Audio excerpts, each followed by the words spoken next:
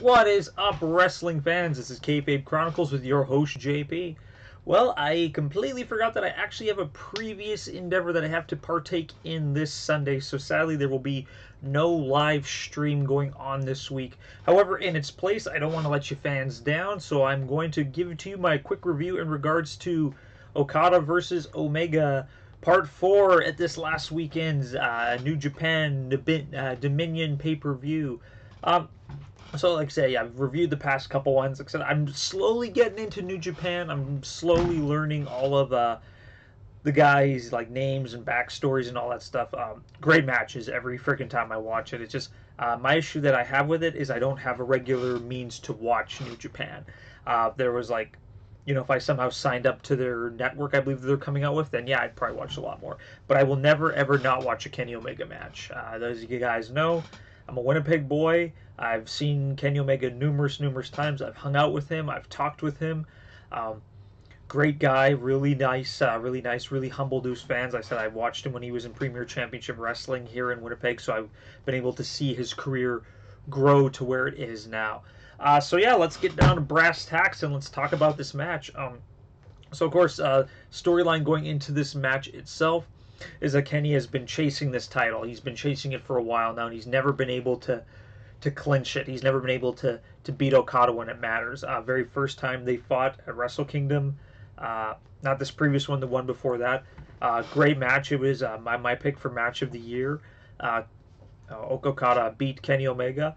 Then they fought again at Dominion last year, and it went to a 1 hour time limit draw. Phenomenal match. And then at the past G1, they had Kenny was able to beat Okada in the tournament itself.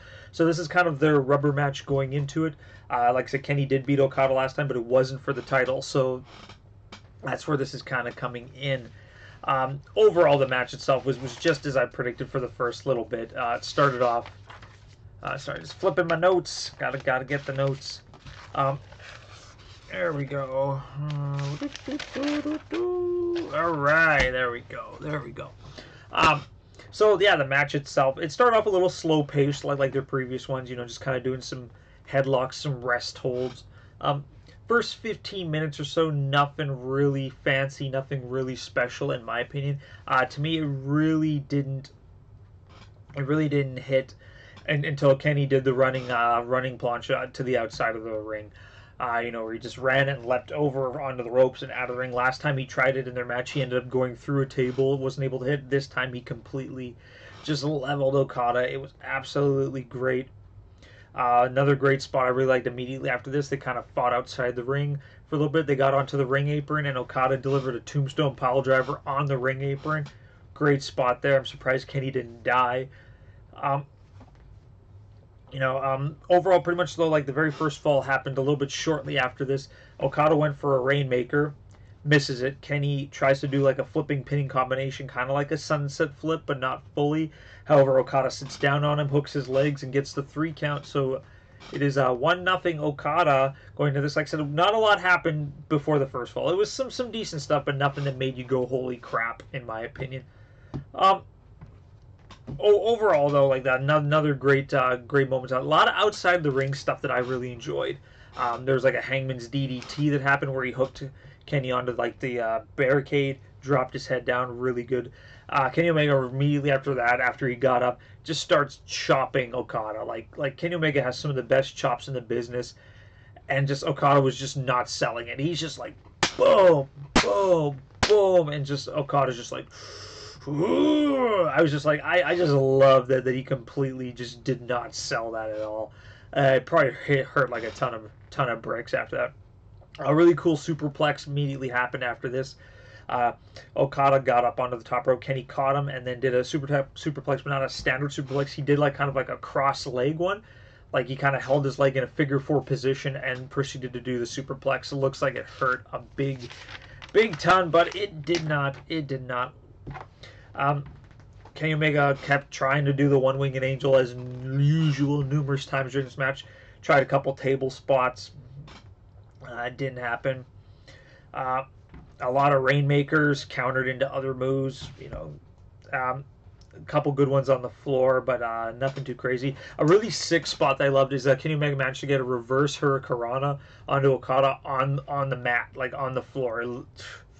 Like that's a tough move to take, like in the ring on padding properly. And I thought Okada died there, like just like the way his head landed was like perfectly vertical, and it's just like his body just crumbled. He pulled like a Sasha Banks there. Kenny Omega just, of course, just tried to kept constantly, you know, go for what he's doing. Now this is the spot, like, I like what they're doing, so I gotta get my pen. I like what they were doing, but I found it kind of got a little bit repetitive near this point. Like, it was all kind of the same thing. Like, like, oh, counters the one-winged angel. Oh, counters the Rainmaker. Counters the one-winged angel. Counters the Rainmaker. Like, I understand that they're just trying to hit their finishers to each other, but for the sake of stretching the match out to fit the, like, hour-and-a-half time limit, there could have been some other sequences there. That was one part I really didn't feel like I felt like having like a check of like how many times their moves got countered. Now, like, this sequence of events, like, Kenny just got just a whole ton of V triggers in there, just tons of running knees. Finally, just knocks the living hell out of Okada, hits him with the one-winged angel finally, and gets the pin. So we are now 1-all.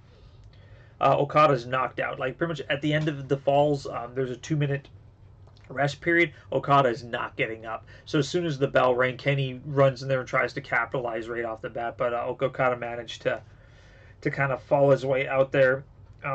At this point in the match, so like they've been going on for an hour or so, and they're gassed. Like, you can tell that they're just tired. Their chops are like great storytelling though. Like even though it looks sloppy, the storytelling at this point is phenomenal, because like these guys have been going at it for over 60 minutes, and it shows like, I'm not giving up. I need to beat you. I'm not giving up. I need to beat you mentality.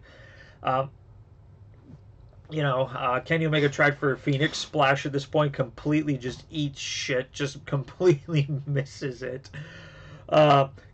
Picks him up. Okada picks him up. He tries to do the Rainmaker and just has no energy whatsoever. He just lightly grazes Kenny, which is great because it's kind of a callback to the last time they fought when Okada went for the Rainmaker and Kenny was super gassed. The Kenny fell down.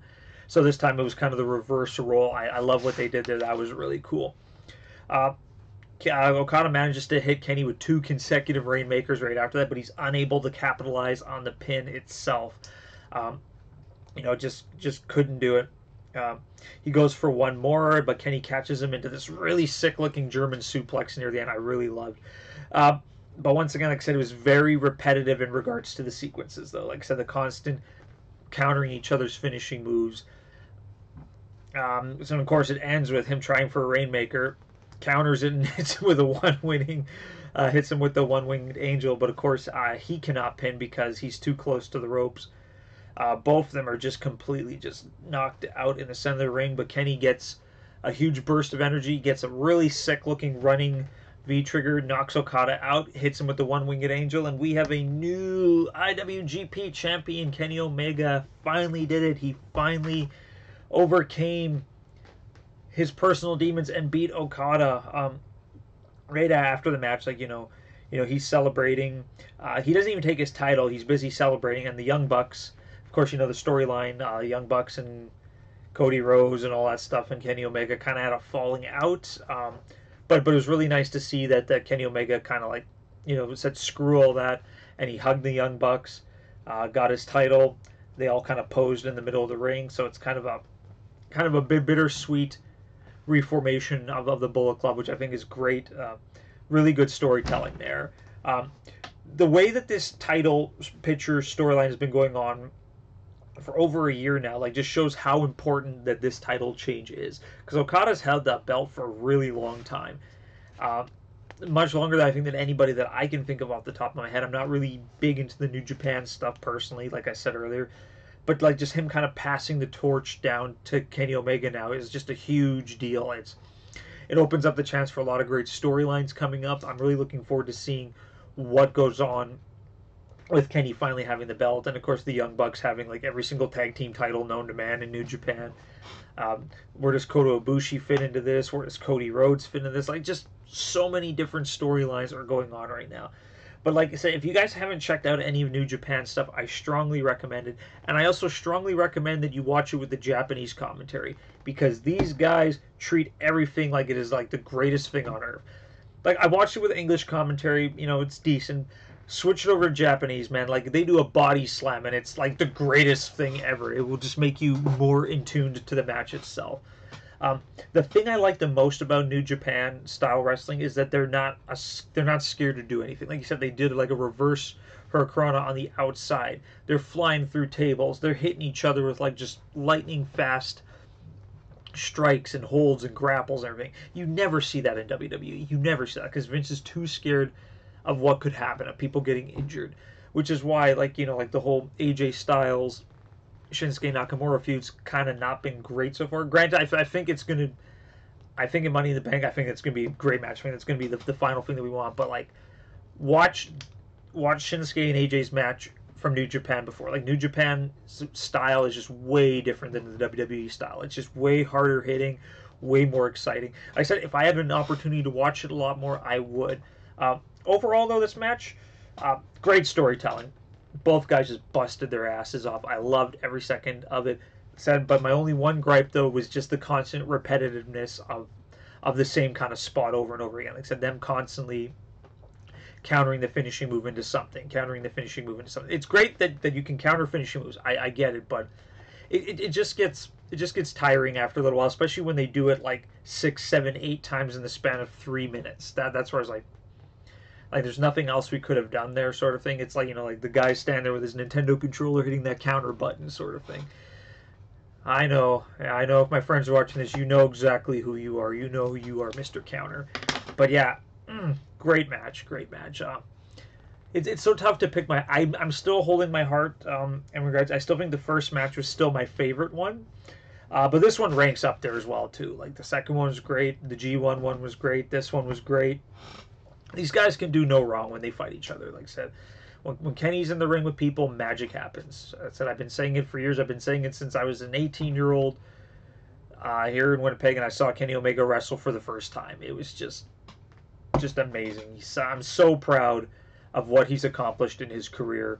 Like, I feel like, you know, I'm not personally the one that helped him with it, but, you know, I feel like I had a little part of it. You know, like watching him and just giving him support and cheering him on, shaking his hand. You know, like just talking to him after his match. He's a great guy for sure. All right, that is all I have tonight. I said I got to finish up some things, and I have to go do what I'm supposed to do. I apologize so much for not having a live stream this week. Said it completely slipped my mind that I had something else I had to do today. But I will see you guys next week, right after Money in the Bank. So next week's live stream will be at about 10 o'clock, 10:30 Central Standard Time, depending on whenever, you know, the pay-per-view is over. I'm hoping 10. That would be great. But yeah, as always, if you guys like what you see, make sure to crush that like button, hit subscribe, and make sure to click that bell notification for whenever we go live. And whenever I post other stuff, I like to post other things. And as always, follow us on Twitter using the name tag below, and also check out that Facebook page. This is JP from Kayfabe Chronicles, and I will see you guys after Money in the Bank.